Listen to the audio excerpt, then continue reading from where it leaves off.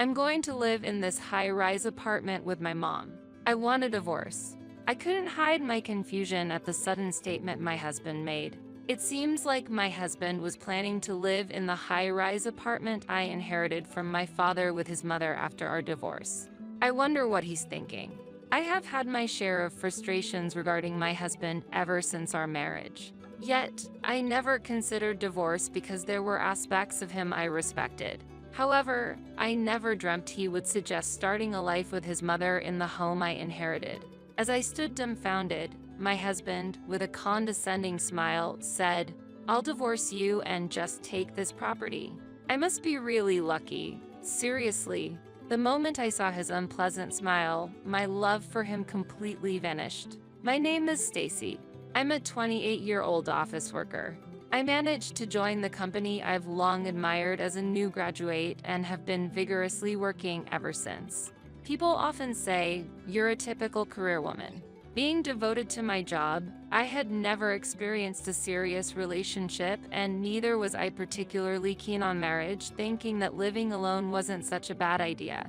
Yet, a turning point in my life came. One day, my father called me with an unexpected proposition. "Stacy, you're 28 now. How about trying matchmaking?" I received an offer from someone I owe a favor to. "What matchmaking?" I think I'll pass. I still want to work." I was surprised and declined immediately as I had never considered matchmaking. "Don't say that. Why not try meeting him just once? If you find a nice partner, I'll also be able to rest assured. I want to see you as a bride." How can I refuse if you put it like that? Fine, I'll meet him. My father had been unwell for several months and was currently being cared for by my mother at home. His health hasn't been great recently. Knowing his condition, I couldn't ignore my father's wish to see me as a bride, so I was left with no choice but to accept to meet up with the guy he wanted to match me with. That's great, Stacy. Thank you. I hope you get along well with him. Yes, I'd be happy if he's passionate about his work. The day of the meetup arrived. The man, Ted, was 27 years old, a year younger than me. He loved his job so much that he never got to stay in a long-lasting relationship because he was so busy. Seems like we're a pretty good match. I've also prioritized work over everything else so far. Really? We might get along well then. Ted smiled kindly. We hit it off quickly, and before we knew it, we were married. Our parents were very happy, and we were blessed by many as we started our newlywed life in a rented apartment. Later, my parents bought a high-rise apartment nearby and moved in. It was challenging for them to live in the countryside. Having my parents close by was better for frequent visits and immediate support, so I was pleased they decided to move into the high-rise apartment. 2 years had passed instead, and I got married. Our marriage, which started off smoothly, gradually began to face troubles. The issue was Ted's growing fondness for his mother, frequently inviting her over without discussing it with me. I wanted to spend quiet weekends after a busy week, but Ted started inviting his mother over without consulting me. His mother lived about a 10-minute drive from our place, and she had been living alone ever since my father-in-law passed away 5 years ago. While he initially didn't invite his mother frequently, he recently started to invite her over every week. "Oh, right. My mom is coming over today." When Ted casually mentioned it, I couldn't hold back any longer. "What, again?" "But she was here last week and the week before. I wish we could spend some time alone occasionally." "What are you saying?" "Since my dad's passing, she's been feeling lonely." "What's wrong with inviting her over once a week?" Ted yelled, furious at my suggestion. I might have accepted the weekly visits if his mother were kinder. But every time she would come over, she would take groceries and household items without even asking. Even when I protested, "It bothers me when you take things without permission," she would respond, "Don't be so stingy. You're working, no?" and dismissed my concerns. Furthermore, she criticized every little thing, from a speck of dust in the corner to the seasoning of my cooking, and would always be critical of how I managed household chores. What was worse was, she did these things out of Ted's sight, which made the problem even more serious. Ted thought of his mother as someone who, despite her sad fate of losing her spouse, lived a modest life alone. Ted, I've told you before, but your mother takes groceries without asking and always finds something to criticize about how I manage the household. It's frustrating, I said. You're lying again. My mom would never do such a thing. Stop belittling her. Ted shouted back, clearly angry. No matter how much I explained, Ted refused to listen. He loved his mother dearly and trusted her completely. Because of this ongoing situation, my affection for Ted had gradually faded. However, aside from the issue with his mother, Ted was rational. He was dedicated and diligent in his work, respected by his colleagues and subordinates, and often received calls for work-related consultations. I, too, am someone who dedicates herself to her work, so I appreciated Ted's work ethic. Although his company wasn't very large and his salary wasn't high, he worked hard and earnestly there. This respect for him prevented me from considering divorce at that time. But around the same time, my father, who had been dealing with health issues for a long time, passed away. He left this world quietly, as if he just fell asleep. After the funeral and when things had settled down, my mother decided to use the inheritance to move to a quiet apartment in the suburbs. And so, I inherited the high-rise apartment. The high-rise apartment was more conveniently located near the station than our current one. That evening, I proposed to Ted that we move there. I've inherited the high-rise apartment where my parents used to live. My mom has decided to move to a different one in the suburbs. How about we move to the high-rise one? Of course, it will be after my mom moves out. Upon hearing my suggestion, Ted's face lit up and he exclaimed, "Lucky," and started to celebrate. He then took out his phone and made a call. "Hello, Mom. I have some great news." He seemed to be talking to his mother, telling her that I had inherited my father's high-rise apartment. After ending the call, Ted turned to me with a smug smile and made a demand as if it were the most natural thing in the world. "Give me the keys." "What?" I was taken aback and reflexively asked him to clarify. "I mean the keys to the high-rise apartment. I want to go check it out. I know the place and have visited before, but I haven't thoroughly checked it out apart from the living room. I'll just go and see." "What are you planning? My mom is still there. What if you disturb her by suddenly showing up? Besides, it's already late." I felt an ominous premonition about Ted's high spirits. "Oh, right. Your mom is still there. Let's at least look at it from the outside then." I didn't understand his urgency, but Ted couldn't wait and I ended up accompanying him. The high-rise apartment was about a 15-minute walk from our current one. On the way there, the uneasiness I was feeling didn't subside. The reason for my uneasiness was Ted's unusually excited demeanor since learning I inherited the high-rise apartment, which seemed somewhat creepy. His eyes seemed to glow with ambition. Still, I tried to convince myself it was just my imagination. Standing in front of the high-rise apartment and looking up at the 40-story building, Ted exclaimed in amazement. "Wow, looking at it again, it's really big. Living here would be." And all of a sudden, he made an unbelievable statement. "I'm going to live in this high-rise apartment with my mom. I want a divorce." I couldn't hide my confusion at the sudden statement my husband made. I had a feeling that Ted was eyeing the high-rise apartment, but I never expected him to bring up divorce. It seems like my husband was planning to live in the high-rise apartment I inherited from my father with his mother after our divorce. I wonder what he's thinking. I have had my share of frustrations regarding my husband ever since our marriage. Yet, I never considered divorce because there were aspects of him I respected. However, I never dreamt he would suggest starting a life with his mother in the home I inherited. As I stood dumbfounded, my husband, with a condescending smile, said, "I'll divorce you and just take this property."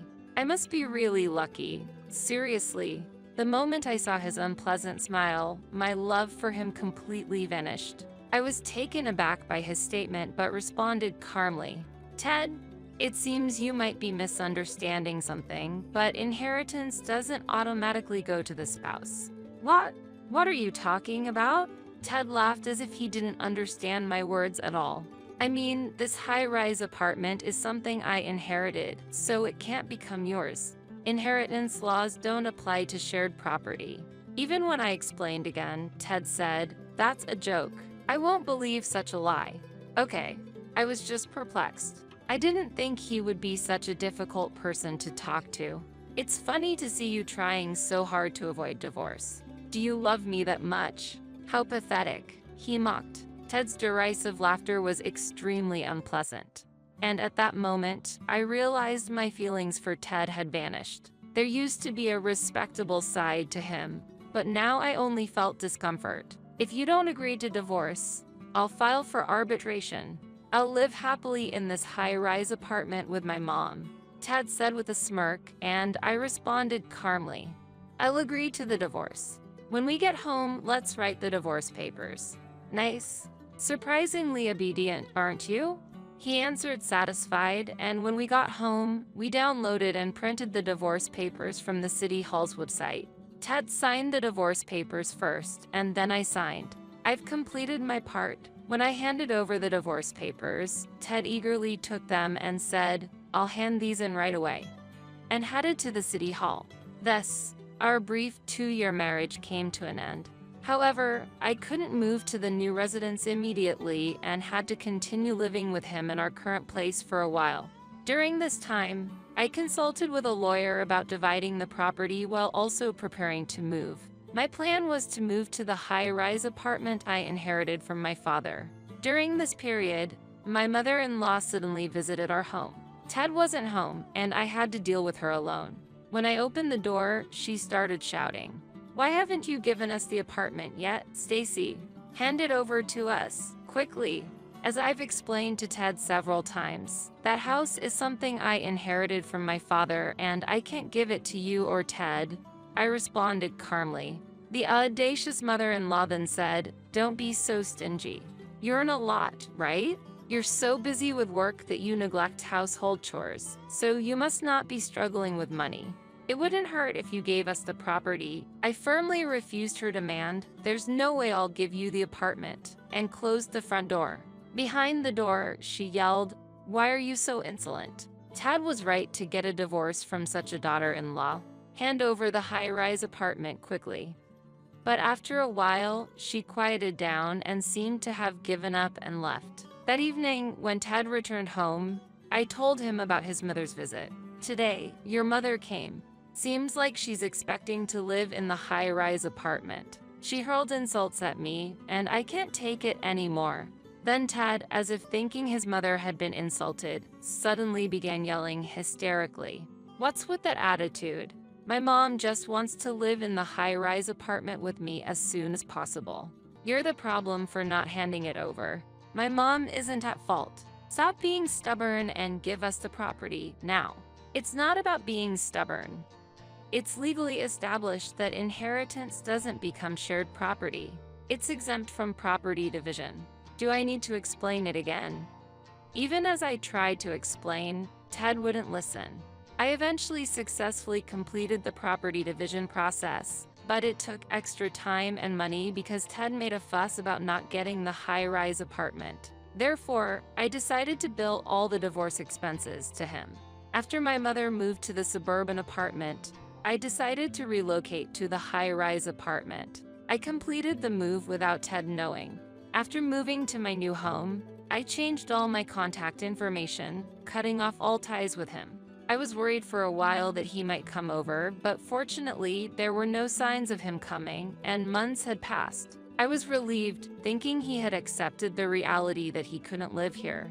However, something unexpected happened. On a holiday, while I was relaxing at home, the bell suddenly rang. At that moment, I murmured to myself, "Has he finally come?" When I looked at the intercom monitor, there he was, as expected. I considered ignoring him for a while, but he persistently rang the bell, and thinking of the neighbors, I reluctantly went to the door. When I opened it, Ted was furious and shouted, "Why did you change your phone number?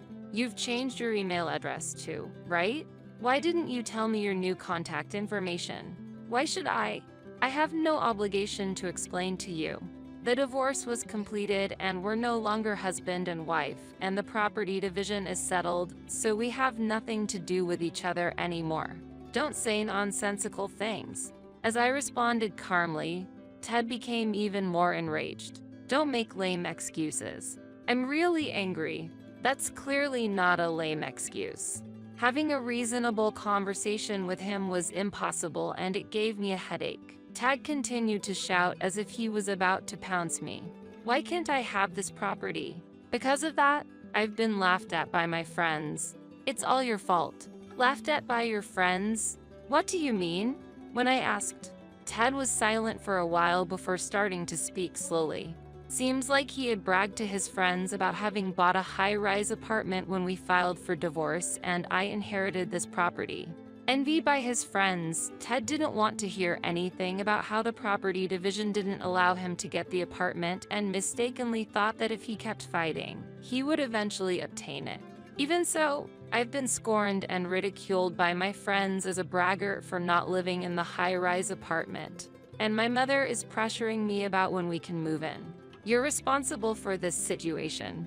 Hearing Ted's complaints, I was just astonished and lost for words. Essentially, he was blaming me for his own frustrations.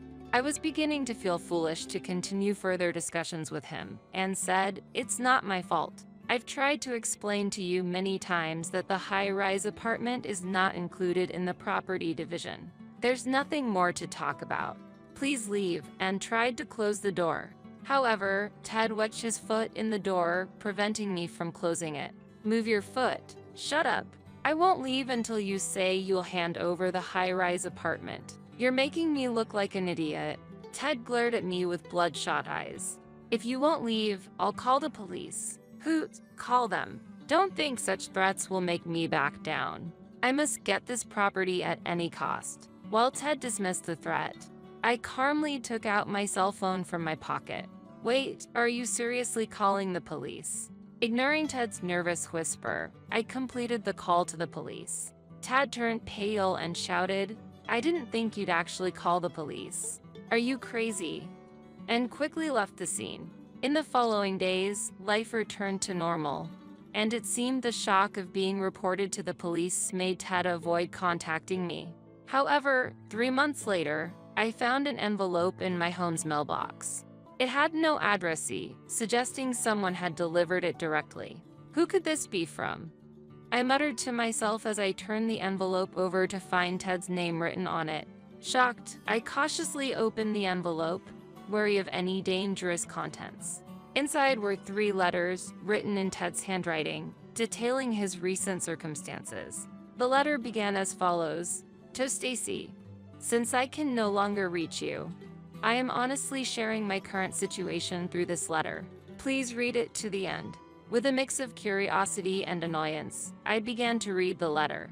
As I read on, it became clear that soon after our divorce, Ted had found a new lover and planned to live with her and his mother in this high-rise apartment. However, when it became apparent that Ted could not secure this place, the lover, who was merely attracted by the allure of the apartment, left him. Moreover, Ted had given her expensive gifts, which made him go into a significant amount of debt. He had also talked about purchasing the high-rise apartment at work, leading to unbearable cold stares from colleagues, ultimately causing him to resign. It appeared that his mother, who had been counting on living in the high-rise apartment, had been spending extravagantly and was now facing tough times without the expected support from Ted. The letter concluded with "I have laid everything out honestly. So, please, I'm begging you, could you lend me some money? Just $10,000 would be enough. If you wish, we could even consider starting over." I had no intention of replying or reconsidering our relationship. Ted's assertive demeanor throughout the letter only elicited a sigh from me. It seemed that Ted was in a dire situation and had reached out to me for financial aid. I tossed the letter into the trash and immediately headed to the real estate agent. Given the possibility of Ted showing up at my current place and not wanting to receive such bewildering letters again, I decided to sell it, although it was a place I had inherited from my father, making me feel somewhat guilty. I believed my father would forgive me if it were for my happiness. My mother also agreed with my decision. I then proceeded to purchase another high-rise apartment, one with an even better location, which admittedly was quite expensive. However, thanks to my hard work and savings, I didn't hesitate to splurge on it. Of course, I didn't share my new address with Ted, so now I was finally able to live with peace of mind. I resolved to focus on my work again, renewing my commitment to my career.